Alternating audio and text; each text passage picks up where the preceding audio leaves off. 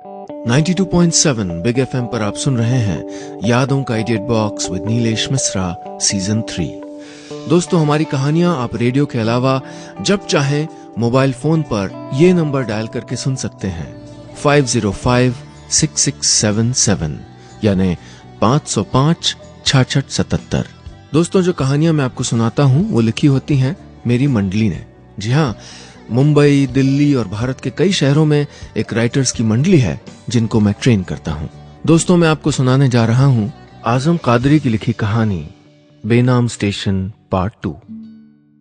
दोस्तों, इस कहानी के पहले हिस्से में मैंने आपको सुनाया कि भोलू, जो कि रेलवे खलासी है, उसकी पोस्टिंग एक ऐसे स्टेशन पे हो गई थी जहां पानी भी नहीं था। पानी की तलाश में वो सामने एक दुर्ग की तरफ गया जहां उसको कजरी मिली और एक कुआं भी मिला। फिर भोलू के पैर में मोच आने की वजह से कजरी ने भोलू की मदद की और उसके स्टेशन तक अपने सर पे पानी के मटके रख के ले गई। अब आगे। किसी की सीरत अच्छी हो तो सूरत और अच्छी लगने लगती है। कजरी खाली मटके अपने सर पे रख के वापस पटरियों के पार चली गई और भोलू उसको दूर तक जाते हुए देखता रहा। मीलों खाली मटमैली जमीन पे धूल भरी हवाओं के गुबार में लाल रंग का साया थोड़ी देर में एक बिंदु जितना छोटा दिखने लगा था। गर्म हवाओं से उठी तरंगों में कजरी उसको झिलमिलाती हुई दिखी। कजरी कौन है, क्या है, कुछ भी तो नहीं जान पाया था भोलू, पर जो भी है भगवान की एक खूबसूरत कल्पना। अजनबी होने के बावजूद भी कजरी का इस तरह मदद करना बहुत अच्छा लगा था भोलू को, वरना आज के मतलबी जमाने में बिना किसी लालच के कौन इतना करता है। अपने सर पे पानी के मटके रख के इतनी दूर तक कौन आता है। पर कजरी आई थी। कजरी की आवाज को चुड़ैल की आवाज समझ बैठे भोलू के लिए अब वो ऐसी अजनबी लड़की थी जो भेड़ें चराती, अकेले गीत गाती थी। उस रात भोलू को अच्छे से नींद नहीं आई। आंखें मूंदने पे उसको कजरी का चेहरा दिखता, वो जिसकी ठोड़ी के नीचे छोटे छोटे 4-5 काले बिंदुओं की सजावट थी। अपने स्कूल के बस्ते से, जिसमें किताबों की जगह सुपर कमांडो ध्रुव, नागराज की कुछ कॉमिक्स, मोहम्मद रफी, किशोर कुमार, मुकेश के नगमों वाली किताबें थीं, जिसको उसने श्री गंगानगर स्टेशन से खरीदा था। भोलू ने किशोर कुमार के रोमांटिक गीतों वाली किताब निकाल ली। रिमझिम गिरे सावन, सुलग सुलग जाए मन, भीगे आज इस मौसम में लगी कैसी है अगन। फिर मेरे सपनों की रानी कब आएगी तू, और फिर ये दिल न होता बेचारा, कदम न होते आवारा। भोलू किशोर कुमार के रोमांटिक नगमे एक के बाद एक गाता रहा। रोज मुकेश के नगमे गुनगुनाने वाले भोलू ने आज मुकेश के गम भरे नगमे टाइटल वाली किताब को तो बस्ते से निकाला ही नहीं। काफी देर करवटें बदलते रहने के बाद भोलू को देर से ही नींद आई। सुबह जब ट्रेन का हॉर्न कानों में शोर मचाने लगा तो भोलू की नींद टूटी। दिन काफी चढ़ाया था। भोलू ने लुप लुप होती अपनी डिजिटल वाली प्लास्टिक की घड़ी में देखा तो 10:30 बजा रही थी। वो झट से उठ के बाहर आया और देखा तो बीकानेर से आने वाली मालगाड़ी थी जिससे वो पानी लिया करता था। भोलू, भोलू, पानी नहीं चाहिए क्या? रेल के इंजन से झांक रहे असिस्टेंट ड्राइवर ने भोलू को देख के कहा। चाहिए चाहिए, अभी आया ड्राइवर साहब, कह के भोलू अपनी आंखें मलता हुआ अंदर से खाली कैन उठा लाया और बड़ी वाली नीली टंकी को सरका के इंजन के पास लगा दिया। मालगाड़ी का हेल्पर मोटे काले पाइप से उसके खाली बर्तन को भरने लगा। वो क्या है, कम से कम साफ तो कर लिया कर। नीली टंकी में पानी की दहाड़ डालने से पहले हेल्पर ने भोलू को डांट लगाई। भोलू ने झांक के देखा तो 1 इंच पानी से भरी टंकी में अठन्नी जितना गोल शीशे का एक टुकड़ा पड़ा था। उसको याद आया कि ऐसे ही गोल गोल शीशे के टुकड़े तो कजरी की चुनरी में टंके थे। पानी गिरते वक्त गिर गया होगा शायद। झुक के उसने टुकड़ा पानी से निकाला। शीशे के उस टुकड़े को अपनी गद्दी पे रख के उसने झांका तो भोलू को अपनी एक आंख दिखाई दी। कजरी की आंखें तो इससे भी बड़ी हैं। ये सोचते ही शीशे में झांक रहे भोलू की आंखें मुस्कुरा दी। 92.7 बिग एफएम पर आप सुन रहे हैं यादों का idiot box with Nilesh Mishra season 3। दोस्तों, रेडियो के अलावा आप हमारी कहानियां जब चाहे मोबाइल पर ये नंबर डायल करके सुन सकते हैं 505-6677 505-6677। दोस्तों, मैं आपको सुना रहा हूं अपनी मंडली के सदस्य आजम कादरी की लिखी कहानी बेनाम स्टेशन पार्ट 2। इस कहानी में अब तक आपने सुना, पहली ही मुलाकात में कजरी भोलू की आंखों में बस गई थी। रात भर सो नहीं पाया था वो। देर रात तक रोमांटिक गीत गुनगुनाता रहा। सुबह मालगाड़ी की सीटी से नींद खुली। ये वही मालगाड़ी थी जिससे वो पानी लिया करता था। अब आगे। पानी भरने के बाद मालगाड़ी का 4-5 लोगों का स्टाफ भोलू के स्टेशन की पत्थर वाली बेंच पे बैठ गया। भोलू फट से अपने केरोसिन वाले स्टोव पे चाय बना लाया था। ड्राइवर साहब भोलू की इलायची वाली चाय जरूर पीते थे। बीकानेर से खरीदी नमकीन और मट्ठियां सबने साथ में खाई। बची हुई नमकीन और एक पेठे का डब्बा ड्राइवर साहब ने भोलू को दे दिया। स्टाफ का इतना तो ख्याल रखता ही है। भोलू, अगले महीने बोर्ड की मीटिंग है। मैंने सिफारिश कर दी है तेरी। जल्दी तुझे यहाँ की ड्यूटी से निजात मिल जाएगी मुझे लगता है। ड्राइवर साहब ने कहा तो यहाँ की ड्यूटी छोड़ने के लिए कई अर्जियां दे चुका भोलू पता नहीं क्यों खुश नहीं हुआ। थोड़ी देर बैठ के ड्राइवर ने चलने को कहा तो भोलू ने उस मालगाड़ी के हेल्पर को कुछ पैसे और एक लिस्ट थमा दी जिसमें साबुन, शैम्पू, चाय पत्ती और छोटे मोटे रोजमर्रा के इस्तेमाल वाले सामान लिखे थे। परसों जब ये मालगाड़ी वापस आएगी तो कोई न कोई भोलू का यह सामान ले आएगा। अलग थलग पड़े रेलवे के कर्मचारी एक दूसरे की मजबूरियां समझते थे। हरी झंडी हिलाती हुई मालगाड़ी चली गई। पानी इतना था कि नहाने धोने के बावजूद भी 3 दिन तो कट ही जाएंगे। 11 बजने तक धूप कितनी तेज हो गई थी। भोलू ने हथेलियों की दूरबीन आंखों पे लगा के एक बार दुर्ग को देखा। थोड़ी देर देखते रहने के बाद खुद से कहा, अभी नहीं आई। भोलू ने अपने कमरे की सफाई की, बेतरतीब बिखरे सामान को एक तरफ लगाया, फिर बिस्तर पे धुली हुई चादर बिछाई जैसे कोई मेहमान आने वाला हो। फिर मन ही मन गुदगुदाते हुए भोलू ने बगल में रखी बाल्टी उठाई और नीली टंकी में से पानी निकाल के पास की चट्टान पे नहाने लगा। आज भोलू ने रगड़ के नहाया। 2 बार तो सफेद वाले महंगे साबुन से मुंह धोया। अपने टीन के बक्से में से प्रेस की हुई हल्की गुलाबी रंग की कमीज पहनी जो उसने 2 महीने पहले ही सिलवाई थी। उस पे गहरी नीली जीन्स। दीवार में टंगे शीशे में कंघी करते वक्त वो अपने आप को बार बार निहारता रहा और गुनगुना रहा था, चम चम चमके चूंदड़ी बंजारा रे, थोड़ो मेरे संग आके नाच ले बंजारा रे। कल तक जो गीत कजरी की जबान पे था वो गीत बिना बताए आज भोलू की जबान पे सवार हो गया था। जब किसी के गिराए हुए अल्फाज आपकी जबान बटोर लाए तो समझो कि आपका दिल भी उन सुरों में कहीं बंद गया है। एकदम फिट फाट होने के बाद भोलू ने सफेद रंग की कैप पहनी और कैप पहन के एक बार शीशा फिर से निहारा और अपनी वही 40 लीटर वाली कैन खाली करके बैठ गया उस आवाज के इंतजार में जिससे कभी उसको डर लगा करता था। तकरीबन 1 घंटा इंतजार के बाद भोलू के कानों में कजरी की मीठी सुरीली आवाज सुनाई दी।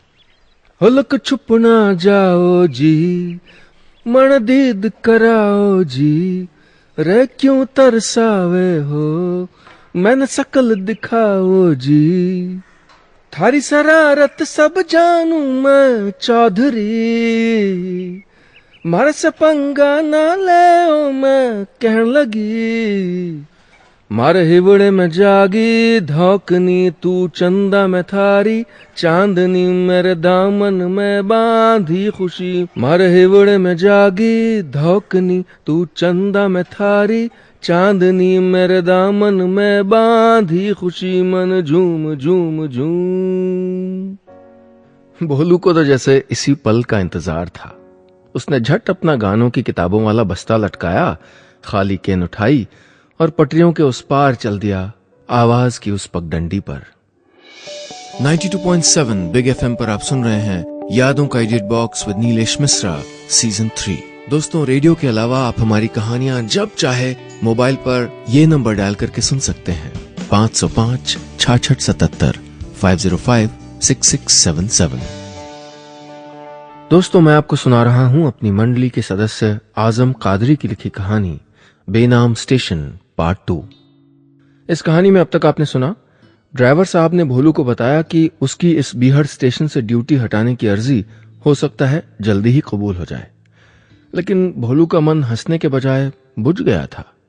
उसे तो यहां कजरी मिल गई थी और आज अच्छे से तैयार होके भोलू कजरी से फिर मिलने चला गया था। अब आगे।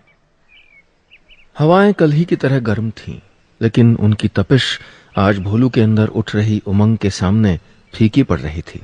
कजरी की आवाज कैच करके भोलू के कानों का रेडार लगातार उससे निकटतम दूरी बताता रहा। जब भोलू को लगा कि दुर्ग इतने पास आ गया है कि कजरी उसको साफ साफ देख सकती है, तो भोलू अचानक लंगड़ा के चलने लगा। वो बात अलग थी कि भोलू को कल आई मोच का दर्द आज नाम मात्र को ही था। कमबख्त कल जितना दर्द मोच के आ जाने के बाद नहीं हुआ था, उससे ज्यादा तो यूं लंगड़ा के चलने की एक्टिंग में होने लगा था। लेकिन भोलू ने हिम्मत नहीं हारी, वो चलता रहा। दुर्ग काफी पास आ गया था और कजरी दिख ही नहीं रही थी। भोलू का मन और चाल दोनों उदास होने लगे। क्या उसकी मेहनत यूं ही बेकार चली जाएगी? उसने मन ही मन सोचा। नहीं नहीं, वो ऐसा नहीं होने देगी। कजरी, कजरी, भोलू ने आवाज में दर्द भी घोल लिया था। कजरी नाम का शब्द दुर्ग से टकराकर चारों ओर गूंजने लगा। कुछ देर बाद कजरी अपने जाने पहचाने अंदाज में हवा से लहराती हुई चुनरी थामे आई। उसे देख के भोलू थोड़ा मुस्कुरा के बोला, मुझे लगा कि तुम आज नहीं आई। भोलू की मुस्कान भरी बात पे भी जब कजरी के भाव स्थिर ही रहे तो भोलू बड़ा दर्द है, अब तो और बढ़ गया, कह के लंगड़ाते हुए दुर्ग की पहली ही सीढ़ी पे बैठ गया और अपना पैर सहलाने लगा।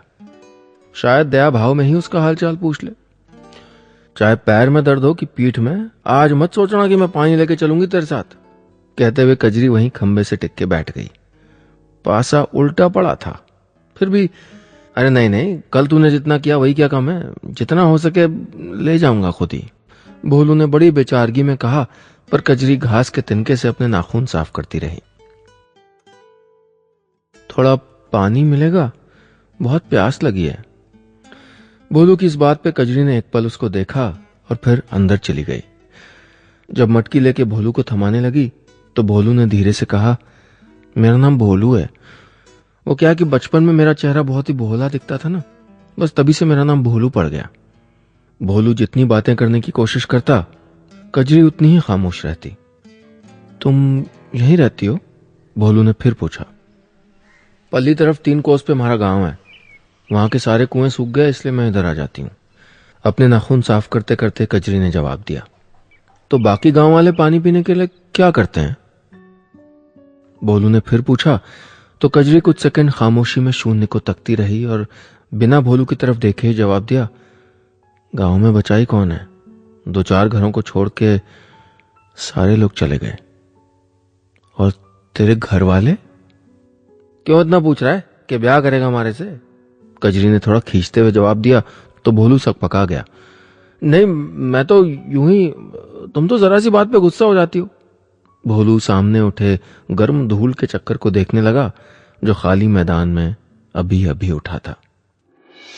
92.7 बिग एफएम पर आप सुन रहे हैं यादों का edit box with Nilesh Mishra season 3।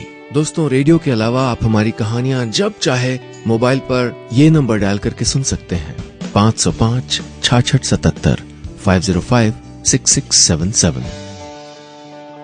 दोस्तों, मैं आपको सुना रहा हूं अपनी मंडली के सदस्य आजम कादरी की लिखी कहानी बेनाम स्टेशन पार्ट 2। इस कहानी में अब तक आपने सुना भोलू कजरी से कैसे भी बातचीत हो सके इसलिए लंगड़ाने की एक्टिंग करता है और उसके पास पहुंच जाता है, लेकिन फिर भी उसकी दाल नहीं गलती है बल्कि कजरी नाराज हो जाती है। अब आगे। दुर्ग के खंभों से टकरा के हवा साए साए की आवाज निकालती तो माहौल में खामोशी और गहरा जाती। भोलू को यूं गुमसुम देख के कजरी को महसूस हुआ कि उसने कुछ ज्यादा ही जोर से कह दिया है शायद। फिर उसने ही आराम से बात छेड़ी। मेरे घर में कोई नहीं है, मां तो बचपन में ही चल बसी थी और बाबा को 2 साल पहले के सूखे ने मार दिया। कजरी की आंखों में आंसू तो नहीं छलके थे, लेकिन दर्द जरूर छलक आया था। हवा फिर साए साए करने लगी थी। सुन ली जो ढोरा अरज हमारी, अब के बरस संग ले जा, इतनी सी है जे सरत हमारी, चंदा पे म्हारो बसेरा। कितना दर्द बसा था कजरी की आवाज में। अपनी आंखें बंद करके भोलू कजरी का गाना सुनता रहा। सच में बहुत अच्छा गाती हो तुम। कजरी का गाना खत्म होते ही भोलू बोल पड़ा। मैं भी सुनाऊं? कह के भोलू कजरी का मुंह ताकने लगा।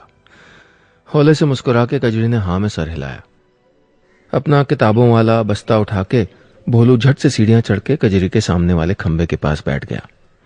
हाँ, वो बात अलग है कि 2 सीढ़ियां चढ़ने के बाद उसको याद आया कि लंगड़ी चाल मेंटेन करनी है। फिलहाल कजरी के पास बैठ के भोलू दर्द मेंटेन कर रहा था। हल्दी प्याज गरम करके लगाया था?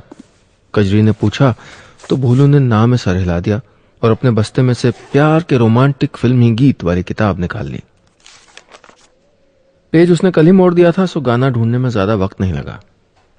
मैंने तेरे लिए ही 7 रंग के सपने चुने, सपने सुरीले सपने। कजरी को निहारता भोलू अपने हाथ हिला हिला के गाता और कजरी हंसती रहती। कजरी की जिंदगी में यह पहला मौका था जब किसी ने उसके लिए कुछ गाया था। भोलू के गाने अच्छे लग रहे थे कजरी को। काफी देर तक दोनों बैठे जैसे अंताक्षरी खेलते रहे। आज खाने के लिए न कजरी ने उससे पूछा और न ही भोलू ने मना किया। रोटियां, गुड़, पुदीने की चटनी दोनों ने मिलकर खाई। फिर कजरी ने कुएं से पानी खींचा। वो अपना एक पैर कुएं की मुंडेर पे जमा के बाल्टी को खींचने लगी। कजरी के हाथ रस्सी पे इतने रिदम से पड़ते कि हाथ की चूड़ियां और कुएं की घिरनी मिलके एक म्यूजिकल बीट बजा रही थी। जब कैन आधी भर गई तो भोलू ने कजरी को रोका। बस रहने दो, मैं इतना ही ले जा पाऊंगा। कजरी ने उसको एक नजर देखा, कैन का ढक्कन लगाया और फिर अपने दोनों खाली मटके भर के एक के ऊपर एक उनको अपने सर पे रख लिए। ये देख के भोलू के चेहरे पे एक मुस्कान दौड़ गई। चल अपनी कैन उठा ले, 2 मटके और इतनी कैन, अब कल नहीं आना पड़ेगा तुझे। अपने सर पे मटके रखे कजरी आगे आगे और कंधे पे कैन रखे भोलू उसके पीछे पीछे दोनों चले जा रहे थे। सर पे मटके रख के भी कितने आराम से कजरी गाती रही, जबकि भोलू का तो बुरा हाल हो गया था। सच कितनी ताकत होती है लड़कियों में। 92.7 बिग एफएम पर आप सुन रहे हैं यादों का edit box with Nilesh Mishra season 3। दोस्तों, रेडियो के अलावा आप हमारी कहानियां जब चाहे मोबाइल पर ये नंबर डायल करके सुन सकते हैं 505 66 77 505 6677। दोस्तों, मैं आपको सुना रहा हूं अपनी मंडली के सदस्य आजम कादरी की लिखी कहानी बेनाम स्टेशन पार्ट 2। इस कहानी में अब तक आपने सुना, आखिरकार कजरी से भोलू की दोस्ती हो ही गई और आज उन्होंने साथ साथ खाना भी खाया, गाने भी गाए और फिर कजरी पानी के मटके को सर पे रख के उसको स्टेशन तक छोड़ने आई। भोलू आज बहुत खुश था। अब आगे। आज बिना कहे ही कजरी सीधा नीली टंकी की ओर चल दी। ये देख के भोलू के चेहरे पे थोड़ा घबराहट घुलाई, पर अब कुछ नहीं हो सकता था। अब तक कजरी ने दोनों मटके सर से उतार के नीचे रख दिए थे और नीली टंकी का ढक्कन खोलने और उसमें लबालब भरा पानी देखने के बाद कजरी का चेहरा गुस्से से लाल पड़ गया था। धोखा, शायद यही एक बात है जो लड़कियों को बिल्कुल पसंद नहीं। इतना पानी तो था, फिर? कजरी ने तेज आवाज में भोलू को घूरा। अपनी फूलती सांसों को कंट्रोल करके भोलू ने बड़े आराम से जवाब दिया, अरे गुस्सा मत हो कजरी, पानी तो था लेकिन पीने के काम का नहीं था। मतलब? कजरी अभी भी गुस्से में थी। भोलू लंगड़ाता हुआ उसके नजदीक आया और बोला, दरअसल वो सुबह ढक्कन ढकना भूल गया था, वो कौवे ने गंदा कर दिया था। कह के भोलू चुपचाप खड़ा हो गया। कौवे वाली बात सुन के कजरी का चेहरा कुछ शांत हुआ। पानी कहाँ गिरना है? तू रहने दे, मैं कर लूंगा, पानी पीने का मटका भीतर है। बात को संभालते हुए भोलू ने एक मटका उठाया और लंगड़ाते हुए अंदर चला गया। अभी भोलू कमरे के कोने में बनी अपनी रसोई वाली जगह पे रखे बड़े से मटके में पानी उड़ेल ही रहा था कि पीछे से दरवाजे के पास कजरी आके खड़ी हो गई। अरे तू क्यों लाई? भोलू ने झट से मटका कजरी के हाथ से ले लिया और फिर रुक के बोला, यहीं रहता हूं मैं। कजरी ने कमरे को गौर से निहारा। सामने की दीवार पे झड़े हुए पलस्तर पर चिपके हुए अखबार, हाथ से ठोकी हुई बड़ी बड़ी कीलों पर टंगे कुछ कपड़े, दूसरी दीवार पे हनुमान जी का दिल चीरते हुए खड़े रहने वाला पोस्टर लेई से चिपका था, एक टीन का बक्सा, नीचे बिछे बिस्तर पे साफ चादर। भोलू इतने सलीके से रहता होगा ऐसी उम्मीद नहीं की थी कजरी ने। बाहर क्यों खड़े हो, अंदर आओ ना। बैठने का इशारा करते हुए भोलू ने पानी का एक गिलास भर के कजरी के हाथों में थमा दिया। थोड़ा झिझकते हुए कजरी पानी का गिलास थामे अंदर आ गई। चाय पियोगी? भोलू ने पूछा तो कजरी ने सर हिला के मना कर दिया। इतनी गर्मी में कौन पिए चाय?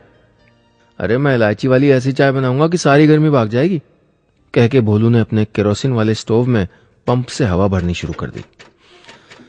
जोश जोश में हवा कुछ ज्यादा ही भर गई थी। जैसे ही तीली जला के स्टोव जलाने की कोशिश की तो तेल की धार सीधे भोलू की आंख में आ गई। हट पीछे, बच गया नहीं तो पूरा मुंह जल जाता। अभी इतनी हवा भर दी, घामड़, कह के कजरी ने स्टोव के कोने में लगी छोटी सी चाबी घुमा के थोड़ी हवा कम की और स्टोव जला के भोलू को दे दिया। कजरी का यही स्वभाव तो भोलू पे जादू कर गया था। भोलू ने चाय बनाई और कनस्तर में से आटे गुड़ के बने लड्डू निकाल के कजरी को दे दिए।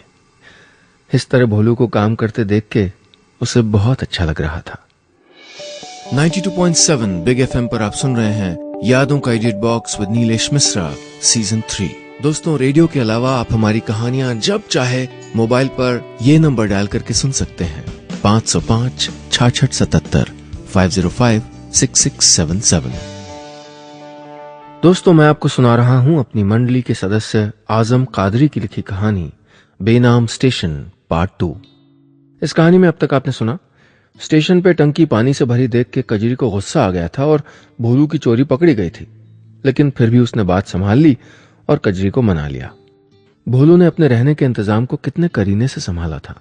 उसके लिए चाय बनाते भोलू को देख के कजरी को बहुत अच्छा लगा था। उसकी जिंदगी में पहला मौका था जब किसी ने कजरी के लिए चाय बनाई हो। अब आगे। एक परिवार की कमी कजरी को हमेशा खलती थी। दूर दूर तक फैले इस बीहड़ वीराने से भी बहुत बड़ा वीराना कजरी के भीतर था, जिसको अब तक किसी ने नहीं देखा था। बचपन से ही अपने आसपास के माहौल में उसने औरतों को दूसरी निगाह से घूरने वाली नजरें ही देखी थी, लेकिन भोलू की नजर वैसी नहीं थी। थोड़ी देर तक बैठने के बाद कजरी चली गई। पटरियों तक छोड़ने भी आया था भोलू उसको।